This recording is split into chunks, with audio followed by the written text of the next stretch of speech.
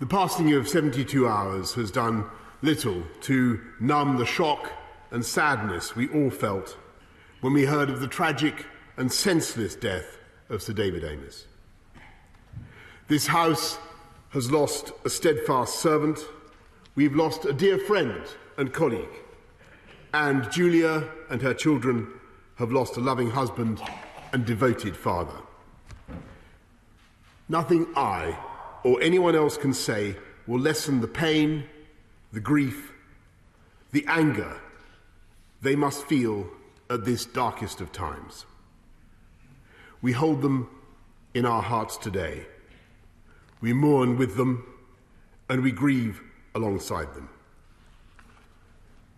Sir David was taken from us in a contemptible act of violence, striking at the core of what it is to be a member of this House and violating the sanctity both of the church in which he was killed and the constituency surgery that is so essential to our representative democracy. But we will not allow the manner of Sir David's death in any way to detract from his accomplishments as a politician or as a human being. Because Sir David was a patriot who believed passionately in this country, in its people, in its future.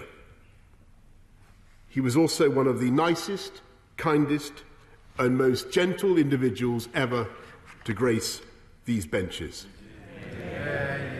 A man who used his decades of experience to offer friendship and support to new members of all parties, whose views often confounded expectation and defied easy stereotype, and who believed not just in pointing out what was wrong with society, but in getting on and doing something about it.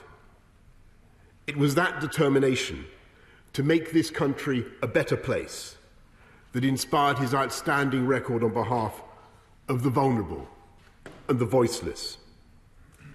The master of the Private Members Bill and 10-Minute Rule Bill, he passed legislation on subjects as diverse as animal welfare, fuel poverty, and the registration of driving instructors. He was a prodigious campaigner for children with learning disabilities and for women with endometriosis, a condition on which he became an expert after meeting a woman at one of his constituency surgeries.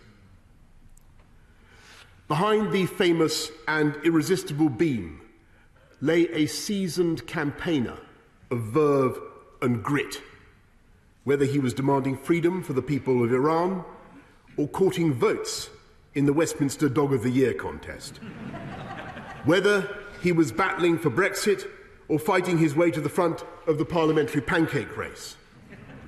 And as every member of this House will know, as you have just confirmed, Mr. Speaker, he never once witnessed any achievement by any resident of Southend that could not somehow be cited in his bid to secure city status for that distinguished town.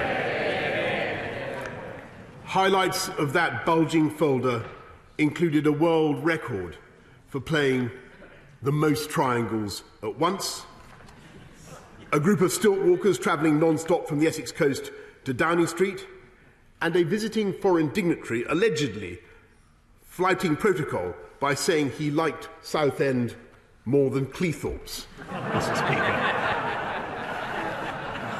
A compelling case, Mr. Speaker. And as it is only a short time since Sir David last put that very case to me in this chamber, I am happy to announce that Her Majesty has agreed that Southend will be accorded the city status it so clearly deserves.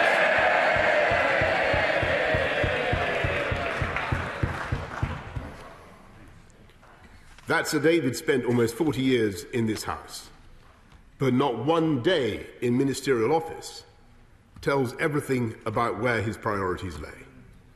He was not a man in awe of this chamber, nor a man who sought patronage or advancement. He simply wanted to serve the people of Essex, first in Basildon, then in Southend. And it was in the act of serving his constituents that he was so cruelly killed. In his recent memoir, Sir David called surgeries a part of the great British tradition of the people openly meeting their elected politicians. Even after the murder of Joe Cox and the savage attacks on Stephen Timms and Nigel Jones, he refused to accept that he should be in any way deterred from speaking face to face with his constituents. And so when he died, he was doing what he firmly believed was the most important part of any MP's job: offering help to those in need. In the awful moments before we knew the full horror of the tragedy, a member of Sir David's constituency association, her voice breaking with emotion, told an interviewer that we need him, the country needs him, and we do. This country needs people like Sir David. This House needs people like Sir David, and our politics needs people like Sir David.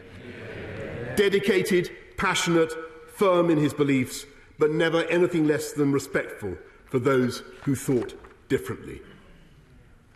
Those are the values he brought to a lifetime of public service. There can be few among us more justified than him in his deep faith in the resurrection and the life to come.